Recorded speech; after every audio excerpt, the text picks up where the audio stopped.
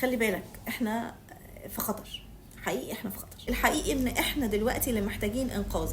كل المفاهيم والثوابت عندنا بدات تتلاشى، والبدايه كانت كوبايه ميه وجرت بعدها سكه طويله جدا انتهت في حاجه من الاثنين، يا اما مصحه يا اما السجن، ملهاش حل ثالث الا الموت. المشروب ده اللي احنا طول عمرنا عارفين ان هو السبب الرئيسي لكل امراض الكبد، بدايه من دهون الكبد لحد تليف الكبد. الكلام ولادي وولاد كل اصحابي الصغيرين اللي بيروحوا الاماكن اللي المفروض ان هي A كلاس و A بلس، وعشان يبقوا شبه الناس اللي فيها، الدخول بالمشروب الرسمي.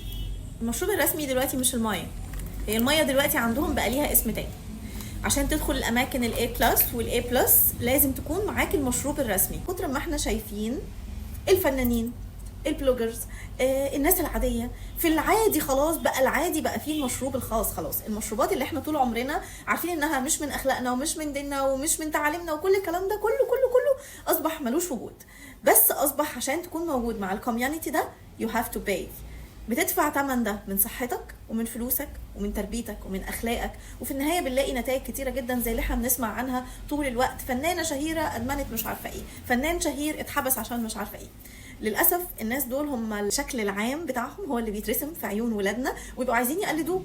عشان يدخلوا المكان ده لازم يكونوا لابسين لبس معين ومعاه المشروب الرسمي.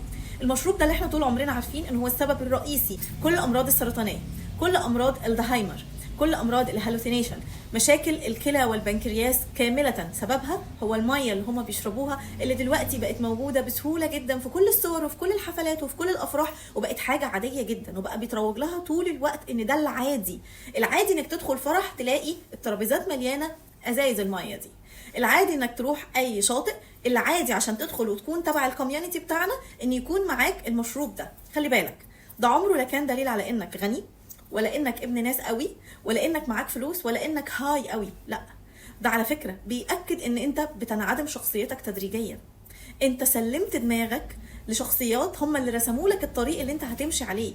بس خلي بالك الطريق ده اخرته زي ما احنا شايفين في فنانين كبار جدا دلوقتي، بنسمع قد ايه من كتر ما نجروا في السكة دي ما بقوش عارفين يطلعوا منها، وبقينا طول الوقت بنقول انقذوهم، هم محتاجين انقاذ. خلي بالك اوعى تحط نفسك في مجتمع انت مش شبهه، اوعى تكتسب عادات من ناس انت مش شبههم، هما ما تربوش نفس التربيه اللي انت تربيتها. انت فضلت طول الوقت تقول لنفسك انا مش ممكن اعمل زيهم، بس انا عايز اعرف بس هم عملوا ايه، انا مش مستحيل هقلدك، بس انا ممكن اقعد معاك في المكان ده اشوف انتوا بتعملوا ايه، عادي انا ممكن انصحك كمان. اوعى تحط نفسك في مكان انت مش شبهه، غصب عنك هتتعلم صفاته.